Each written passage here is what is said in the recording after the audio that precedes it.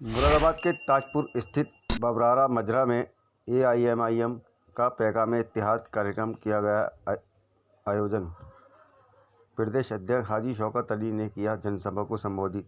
इस मौके पर पश्चिमी उत्तर प्रदेश के उप अध्यक्ष मेहताब चौहान, जिला अध्यक्ष मोहित फरगानी, महानगर अध्यक्ष रियासत हुसैन अंसारी, एहतशाम मंसूरी, तालिब मलिक, राहत चौधरी, वार्ड 19 से संभावित प्रत्याशी हाजी शराफत अली, हाजी सलीम, डॉक्टर शादाब, मोहम्मद रिजवान, भूरे भाई व बड़ी संख्या में एआईएमआईएम कार्यकर्ता मौजूद रहे। रिपोर्ट आफ्ताब अली।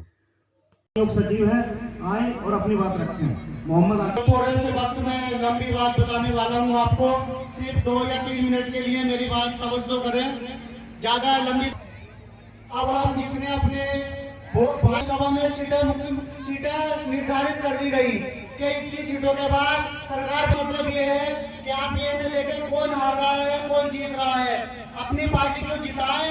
जब तुम्हारे पास अगर 5 या 10 लोकसभा हम लोगों ने तमाम नाम निहाद सेकुलर पार्टियों को वोट किया, सपोर्ट किया।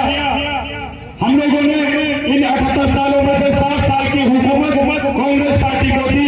कांग्रेस पार्टी के हाथ में हिंदुस्तान की सत्ता की चाबी देने का काम किया, लेकिन हमारी वोटों से हुकूमत में आने वाली कांग्रेस पार्टी ने हमारे साथ क्या किया, हम लोगों ने कभी ये नहीं सोचा।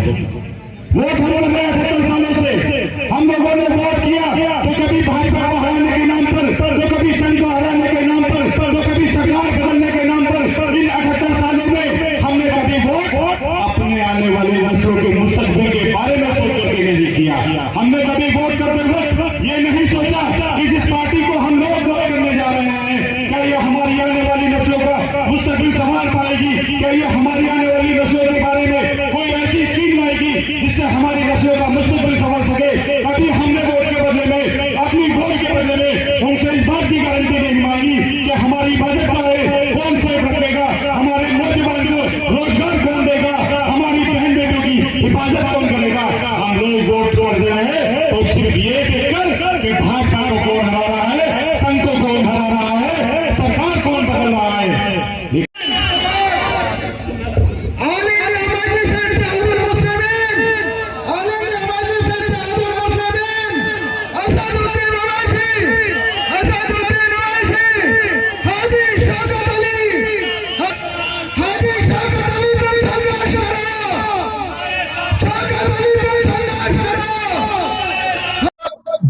मुसलमानों की मॉब लिंचिंग हो गई। आप बताओ मुझे, आज आप सफर में हैं तो सेफ नहीं है। अगर आज आप कहीं जाना चाहे साइकिल या मोटरसाइकिल या ट्रेन या बस में, तो आप सेफ नहीं है। अभी तक तो हिंदू संगठन के लोग, उनके मर्द ऐसा करते थे, अब उनकी औरतें भी हमारी औरतों के साथ बदतमीजी करना शुरू कर दी। क्यों? हमने तो किसी के साथ नहीं किया ना। हमने तो हमेशा अपने हिंदू भाइयों को अपना बड़ा भाई माना ना। हमने तो कभी उनके लोगों को नहीं कुछ कहा ना।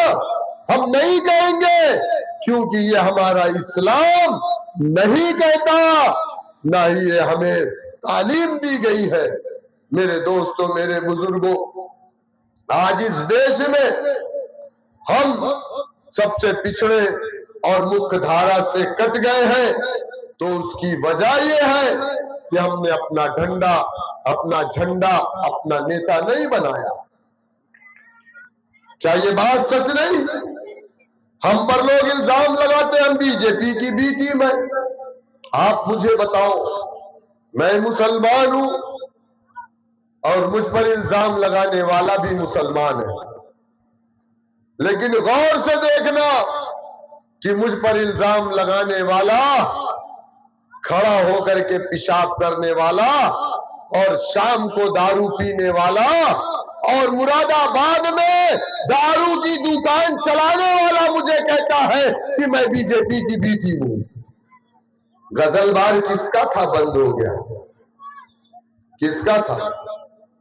मुरादाबाद में गजलबार जहां शराब बेची जा रही थी, वो गजल बार किसका था जिसको नगर निगम ने ताला लगाया था? किसी विधायक का था ना। तो आप डर क्यों रहे? बोलो ना, किसका था? किसका था? कमाल अख्तर ने कहा था ना कि हमारा कैंडिडेट बीजेपी के दफ्तर से भेजा जाता है। क्या मेरी बात गलत हुई कि शराब बेचने वाले, शराब पीने वाले हम पर इल्जाम लगा रहे हैं? ऐसे लोगों की तो चांद की गवाही भी ना मानी जाए। और इल्जाम किस पर लगा रहे हैं? एक दाढ़ी, एक टोपी, एक शेरवानी वाले पर, जो 5 वक्त का नमाजी है, जो अपने सर पर हमेशा नालैन मुबारक लेकर के चलता, उस पर इल्जाम लगा रहे। वाह रे शराब बेचने वालों! जब कुरान करीम की वो आयत उतरी, या अय्युहल्लज़ीना आमनू इन्नमल खम्रु वल मैसिरु वल अज़लाम, यही है ना बोलना? कहा है लोगों, अल्लाह के रसूल सल्लल्लाहु अलैहि वसल्लम ने हजरत अली को बुलाया और कहा कि हजरत अली, जाकर के मदीने की गलियों में ऐलान कर दो कि शराब हराम हो चुकी। पहले शराब पीते थे लोग मक्की दौर में, बोला सही है ना? मक्की दौर में शराब पी जाती थी। साहबा इकराम बाकायदा बैठते थे, शराब पीते थे, गोश्त ऊंट के काटे जाते थे और बैठते थे, उन्हें बगैर शराब के मजा नहीं आता। लेकिन जब मदनी दौर में ये आयत, जब अभी मैंने पढ़ा, शायद कि मैंने करेक्ट नहीं पढ़ा, ये आयत जब उतरी तो अल्लाह के रसूल सल्लल्लाहु अलैहि वसल्लम ने हजरत अली को बुलाया और कहा, ऐ अली, जाओ मदीने की गलियों में ये ऐलान कर दो कि आज से शराब हराम हो चुकी। सरमाया लगा करके मुल्क शाम गए थे शराब लाने। उस वक्त मुल्क शाम की शराब बड़ी अच्छी मानी जाती थी। वो मुल्क शाम गए थे, 10 ऊंट और हर ऊंट पे 10-10 शराब के मटके, पूरा सरमाया, शमीम भाई अपना पूरा सरमाया लगा दिया था, जमीन बेच लिया, जेवर बेच लिया, सब कुछ। गए मुल्क शाम से वो शराब अपने 10 ऊंट पर 10 मटके, 100 मटके शराब के लेकर के वो आ रहे थे। मदीने की बाउंड्री पर पहुंचे तो हजरत अली का ऐलान उनके कानों में गया कि ऐ लोगों, शराब हराम हो चुकी है। तो देखा कि मदीने की गलियों में शराब यूं बह रही है, ऐसा लगता था कि समुंदर कट करके मदीनों की गलियों में आ गया। हमारे सभी ताकि हम सब लोग साथ रहे और इंशाअल्लाह आने वाला टाइम ये रहेगा 2027 में पूरे रास्ते में रहेगा इंशाअल्लाह। और आने वाला टाइम जिसे भी विधानसभा का सिंबल मिल जाए, मेरी गुजारिश है आप लोगों से, उनको अपना भाई समझ कर बना देना। ये मत देखना कि वो गरीब है, गरीब परिवार का है, ये मत सोचना मेरे साथियों। आप लोग किसी चीज में फिक्र मत जाना, की जरूरत थी, लेकिन उस वक्त हम लोग फिरकों में, बिरादरियों में, इलाकों में, जबानों में बढ़ गए, जिसका नतीजा ये हुआ कि हम लोगों की सरकारी नौकरियों में नुमाइंदगी खत्म हुई, हम लोगों के बड़े कारोबार में नुमाइंदगी खत्म हुई, हम लोगों की तालीम में नुमाइंदगी खत्म हुई। आज हम लोग इस हालत तक पहुंच चुके हैं कि हम लोग सिर्फ और सिर्फ मजदूर और कारीगर बन के रह गए हैं। इसका जिम्मेदार ज्यादातर हुकूमत रही, जो हुकूमतें जाहिरी तौर पे हमारी दुश्मन नहीं थी, वो हुकूमतें रही जिन हुकूमतों को हमने पाला पोसा, नारे लगाए, उनको नोट भी दिया, उनको वोट भी दिया, उनके लिए कुर्सियां भी बिछाई, उनके लिए दलिया भी बिछाई, लेकिन आखिर में हमें क्या मिला? सिवाय मायूसी के हमें और आपको कुछ हासिल ना हुआ।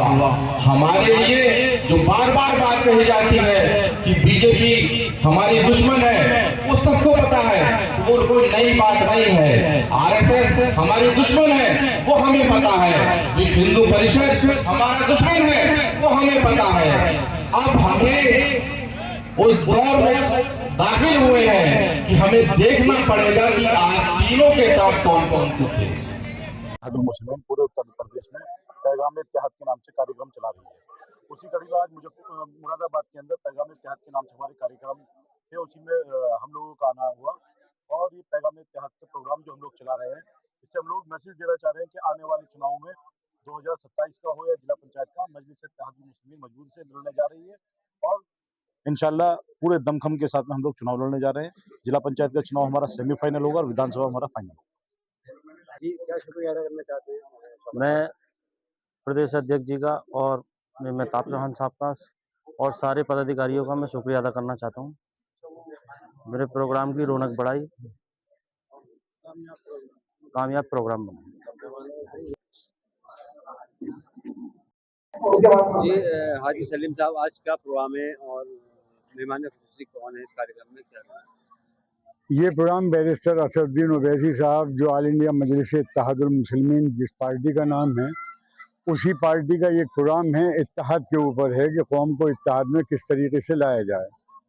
और इसके मेहमान खुसूसी हैं हमारे सूबाई सदर आली जनाब शौकत अली साहब, जो आजमगढ़ से ताल्लुक़ रखते हैं, बहुत मेहनत कर रहे हैं। वो हमारे यहाँ पे मेहमान खुसूसी नंबर 1। नंबर 2 मेहमान खुसूसी आपके मेरठ से हमारे आए हुए मेहताब चौहान साहब, ये बाहर से लोग आए हैं।